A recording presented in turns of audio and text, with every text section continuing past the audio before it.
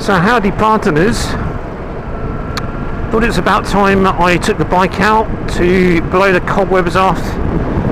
Literally haven't had this thing out since before I went to Iceland, which was really, really cold, -10, -11, and put a link to my Iceland video on my other channel. And then just since we got back, it's just been really cold and I've been a bit of a wimp and not got the machine out. But it occurred to me today on this late January afternoon, as I was walking the dogs, actually today the weather is quite pleasant, warm enough to make a short spin. I need to, as usual, fire up my outdoor oven, my pizza oven, just to clear a bit of the moisture out of the oven. It's a good idea to fire it up at least once a month. So I need something to cook in it. Haven't really got time to do the whole pizza malarkey, so gonna have to be something meaty roast in there. Probably some lamb. Had steak already this week. So then I thought, well, there's an excuse to do a couple of things at once. To take the bike out and look, looks like he's got a flat tyre. Zoom zoom. Take the bike out, grab myself some meat. Actually, three things: support a local farm shop, and I think this one's called the Hollinshead family farm, and as far as I remember, I haven't visited it yet. It's only about 14 minutes from my house. I don't want to go on a really long tour today, or I'm going to sort of get frozen up, so that all just seems right, all seems perfect. So as you can see, it's a nice day today. So what can we chat about on the way to the farm shop? I'll give a little review of what I thought of it afterwards, and I will buy a few items in there while I'm there, enough to fit in my my baggage on the back of the bike. So what I wanted to talk about was the crypto environment since Donald Trump has been elected. When he attended the Bitcoin conference, and he made certain promises about crypto, which he seems to be delivering on. Number one, he's freed Ross Ulbricht, the guy who had the book thrown at him for the Silk Road website, when all he was trying to do was create an alternate form of finance and cut out the middleman and use Bitcoin as a payment mechanism. So they threw the book at him and locked him away for I don't know how long, 50 years. Because if you try and undermine their banking system, that's what they do to you. But Trump has delivered. He said he would pardon him, that to keep all the libertarians happy, all the RFK Jr. voters, and he's delivered. Ross Ulbricht is free. I was looking to see if there would be an impact on the Bitcoin price of him doing that, and Bitcoin is above 100,000 at the moment, $100,000. I didn't notice anything significant, but still positive news for the crypto community. And the question is now around, are they going to return to him any of the Bitcoin that they stole from him? It's a hell of a lot of Bitcoin, as far as I know. This is back in the day when Bitcoin was like probably just, I don't know, I'm guessing here, a few dollars. Certainly not 100,000 like now. So even if he doesn't get his Bitcoin returned, that's maybe a tall order, given that the US government now wants to stockpile Bitcoin, and I'll come on to that in a second. At least, hopefully, he can earn a bit of money by doing the round on the libertarian podcasts. I don't think you'll get many left-wingers interviewing him, any Marxists, but he'll go around the libertarian podcasts and probably the Joe Rogan show, and hopefully that can generate him a bit of money. And I think for now he probably just wants to focus on family. So then Trump wants to getting some good advice actually. Michael Saylor and people like that. He wants to make Bitcoin a strategic reserve of the US to rival gold, and he wants to make the US the crypto leader. That is an absolute departure from the previous regime. The old SEC boss, Gary Gensler, he's been given the sack. He was really not good for crypto, although the Bitcoin ATFs did get approved under his watch. But then that was because of pressure from real big, gigantuan companies like BlackRock, who sensed the money-making opportunity there. But anyway, they've cleaned house. They've got crypto people involved now. The cryptos that are US made, inverted commas, like ADA, SOL, XRP, I think one or two others, they're gonna, I think, if things go the way they have been, then if you live in the US, they will be like capital gains tax free. Just a massive departure from the previous regime, communist regime, with a small c, which was a pro-bankster, pro-central bank, anti-crypto stance. I don't want to get too political in what I'm saying. I'm just talking from the angle of crypto. So who knows what's going to happen, whether we're going to hit a bear market or what, but some of the very pro-crypto people are saying, they're talking about, I think the CEO of Coinbase talking about a 700 million a coin. So if you're looking at Bitcoin and the 100k and you're thinking it's too late, it's probably not. And there's probably going to be a Bitcoin race between governments now. If America decides to make BTC part of its strategic reserve to rival gold, or even if some of the crypto advisors close to Trump get their way, the US will actually sell gold and buy Bitcoin with it, flood the gold market, put the price of gold down, and then put the price of Bitcoin up, giving them an edge. Then you could foresee that there will be like a crypto arms race. You know, China will probably do the same, Russia will do the same, other countries will rush to get a piece of the action, and that can only mean one thing for the price of Bitcoin, of course. It's just going to go up. So looking at that, it's, you know, it's a banker coin now, it's a coin for the rich. It's not what Satoshi had in mind for Bitcoin when he wrote his white paper back in 2009. It's not what Ross Ulbricht, you know, it's not the Bitcoin of his day, which is pre-2017 when Bitcoin became compromised. But you know, if that's your worry, then you can always switch your Bitcoin investment into privacy coin later, like Monero, and the numerous other privacy coins that are out there, including some privacy meme coins, Monero being the main one. So anyway, so that's really interesting. I think I've covered most of the salient things from Trump's the change of regime and the benefit on Bitcoin. So let's switch back to this farm shop. Always good to be supporting local farmers, especially with what Keir Starmer's doing to them. So here's an opportunity to go and buy local from one of my local farms. I won't be buying a lot of stuff, but it's something. Hopefully I've put the right address in and the farm shop is open. We'll be able to grab something.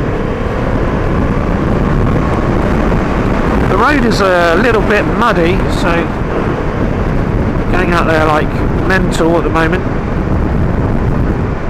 I think I've still got the Yamaha MT-10 in ride mode B or 2 or whatever you want to call it. I don't think I've actually got it in 1 yet.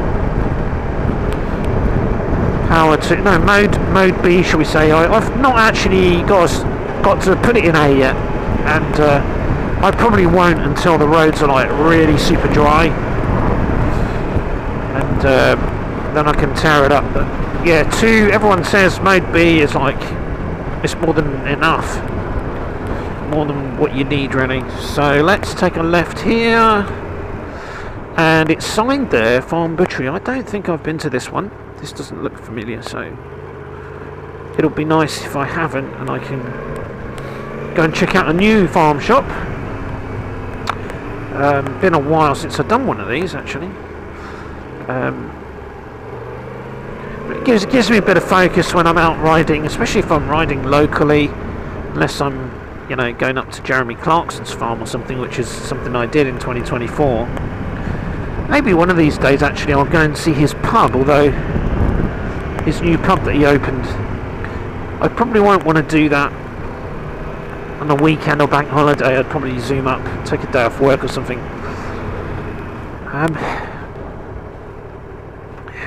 But yeah, in terms of local, it gives me some focus. Sometimes actually discover new things, like this little country lane here. I've never been down this before, particularly to my knowledge. And yeah, as in terms of a local little run, it's nice. Was thinking about going back to the vineyard actually that I've got in the village, for thinking of some events. I've actually earmarked one event that's happening in 2025. So right, we should be getting quite close now to the Hollinshead farm. Where is it?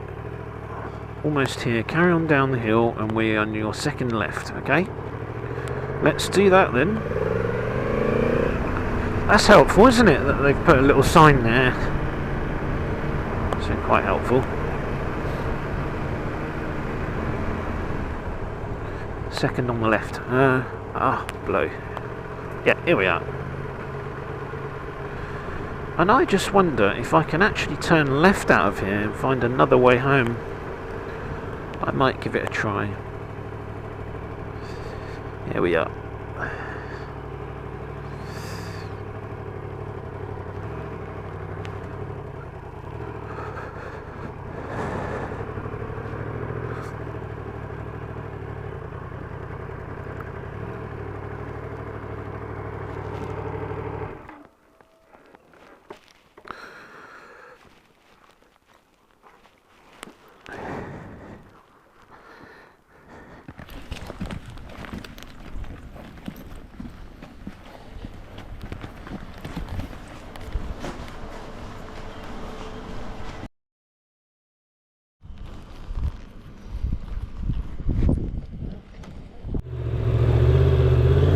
So that was the Hollinsdale family farm. Very pleasant girl in there.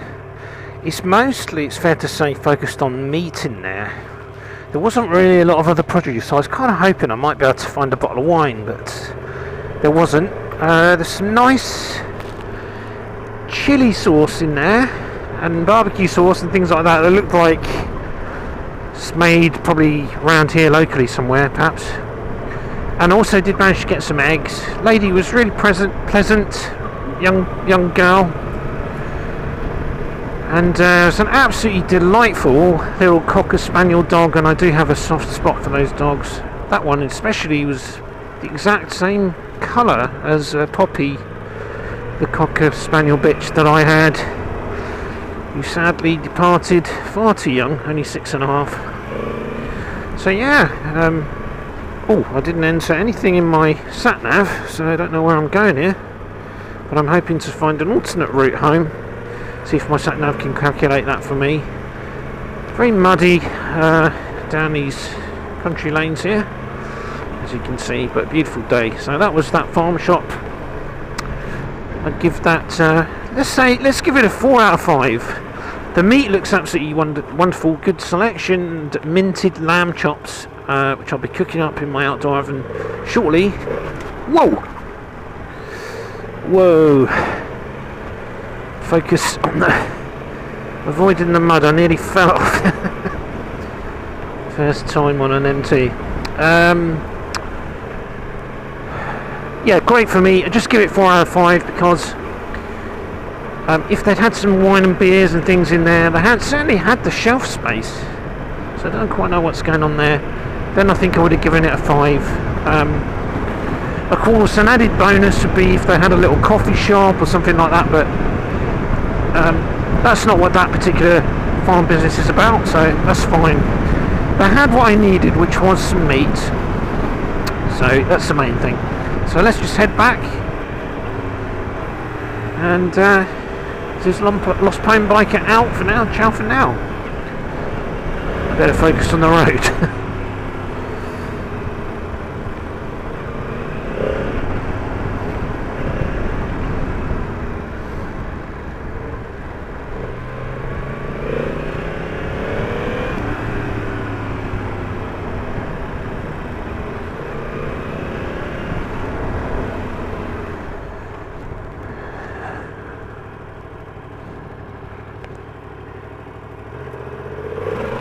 Oh, shiver me timbers. It is slippy. It's really slippy down here. Yeah.